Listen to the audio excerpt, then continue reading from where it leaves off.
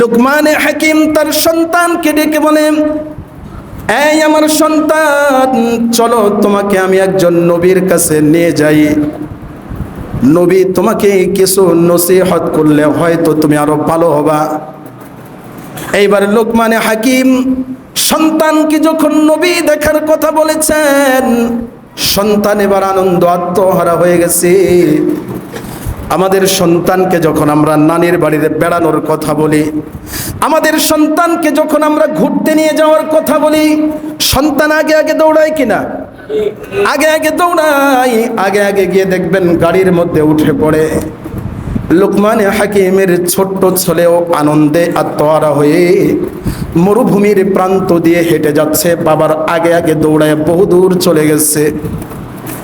ছোট্ট সন্তান দৌড়ায় দৌড়ায় সামনের দিকে দৌড়ায়, কিন্তু হঠাৎ করে মরুভূমির মাঝ প্রান্তে যখন চলে গেছেন, মরুভূমির মাঝ প্রান্তের মধ্যে একটা মৃত জানোয়ার মরেছিল। ওই মৃত জানোয়ারের হাড় জমিনের মধ্যে এভাবে ছিল। এই হাড়টা লুকমানে হাকিমের ছোট্ট সন্তানের পায়ের নিচ দিয়ে ঢুকে উপর দিয়ে বের হয়ে গেছে। ছোট্ট মানুষ চিল্লানো শুরু করে দিয়েছে। বাবা দৌড়িয়ে গিয়ে দেখে, হায় রে, এরকম মোটা একটা হাড়, বড় একটা হাড় সন্তানের পায়ের নিচ দিয়ে ঢুকে উপর দিয়ে বের হয়েছে, টান দিলেও বের হয় না। লুকমানে হাকিম মনে মনে চিন্তা করে, কিছুক্ষণ অপেক্ষা করে দেখি কোনো কাফেলা আসে কিনা, তাদের কাছে আমি একটু সাহায্য নেব। অপেক্ষা করতে করতে একদিন চলে গেল, 2 দিন চলে গেল। জনমানবহীন মরুভূমির মাঝ প্রান্তে লুকমানে হাকিম খাবার পর্যন্ত শেষ হয়ে গেছে, পানি পর্যন্ত শেষ হয়ে গেছে, এখনো পর্যন্ত সন্তানের কোনো উন্নতি নাই। সন্তানের শরীরের মধ্যে জ্বর চলে এসেছে, পা ফুলে মোটা হয়ে গেছে, পায়ের থেকে পুঁজ বের হওয়া শুরু হয়ে গেছে, দুর্গন্ধ বের হওয়া শুরু হয়ে গেছে।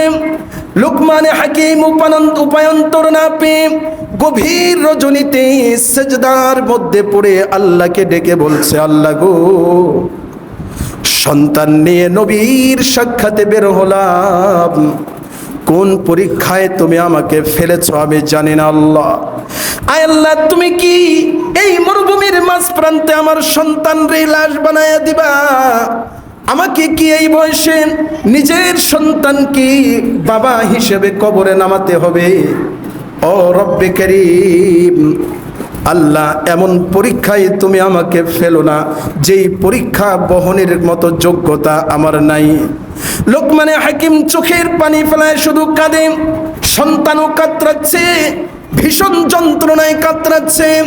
এমন সময় ছোট্ট সন্তান তাকে দেখে আকাশ থেকে শুভ্র আলোর একজন নুরানি চেহারার একজন মানুষ এসে লুকমানে হাকিমের ছোট্ট ছেলেকে ডাক দিয়ে বলছে, আসসালামু আলাইকুম। এই লুকমানে হাকিমের সন্তান, কেমন আছো তুমি বলো? লুকমানে হাকিমের ছোট্ট সন্তান আগন্তুক ব্যক্তির সালামের জবাব দেয়, ওয়ালাইকুম আসসালাম, আর বলে, আলহামদুলিল্লাহ, আল্লাহ আমাকে ভালো রেখেছে। আমার বন্ধুগণ লক্ষ্য করেন, ব্যথায় কিন্তু কাতরাচ্ছেন, জ্বর চলে এসেছে শরীরের মধ্যে, এরপরে পুরো শরীর ব্যথায় জর্জরিত। এরপরেও যখন জিজ্ঞেস করেছে, বলে, আলহামদুলিল্লাহ, আমি ভালো আছি। আগন্তুক ব্যক্তি লুকমানে হাকিমের সন্তানকে বলছে, তোমার কি কোনো কষ্ট হচ্ছে নাকি সেটা আমারে বলো। লুকমানে হাকিমের সন্তান আগন্তুক ব্যক্তিকে বলছে, হ্যাঁ, আমার বড় কষ্ট হয়, আমার পায়ের মধ্যে হাড্ডিটা ঢুকে গেছে, আমি বড় কষ্টে আছি। আগন্তুক ব্যক্তি সাথে সাথে পায়ের মধ্যে ফু দিয়ে সেই হাড্ডিটা বের করে দিলেন, সাথে সাথে পাটা ভালো হয়ে গেছে, বলেন সুবহানাল্লাহ। এবার আগন্তুক ব্যক্তি লুকমানে হাকিমের সন্তানকে ডেকে জিজ্ঞেস করে, এই বাবা, তুমি কি আমাকে চিনতে পেরেছো? বলে, না, চিনতে পারি নাই।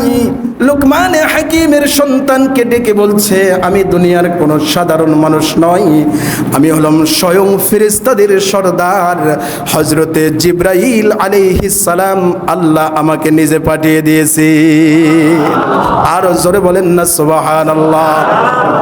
এবার লুকমান হাকিমের সন্তান বাবাকে ডাক দিয়ে বলে, বাবা গো ওঠো। বাবা, তুমি যে আমারে 4টা নসিহত করেছো, তুমি শেষ নসিহতটা বলেছো ওয়াসবির আলা মা আসাবাক ইন্না যালিকা মিন আজমিল উমুর।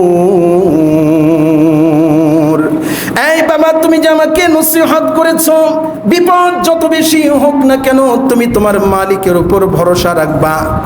আমি আমার মালিকের উপর ভরসা রেখেছি। আমি জানি আমি দুনিয়ার কোনো খারাপ কাজ করতে বের হই নাই, আমি জামানার পয়গম্বরের সাথে দেখা করার জন্য বের হয়েছি।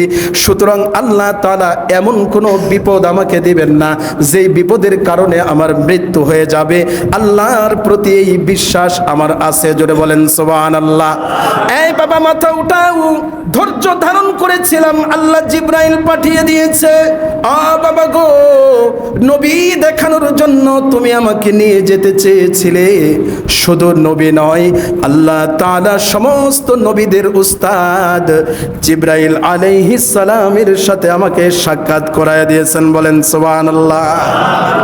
হযরত জিবরাইল এবার ডেকে বলে, সন্তান শুধুই এতটুকু নয়, শুধুই মাত্র এতটুকু নয়, আল্লাহ তাআলা তোমাকে তোমার পায়ের মধ্যে যে হাড়টি ঢুকিয়ে দিয়েছেন এর মধ্যে আল্লাহ তাআলার আরো অনেক বড় হিকমত আছে।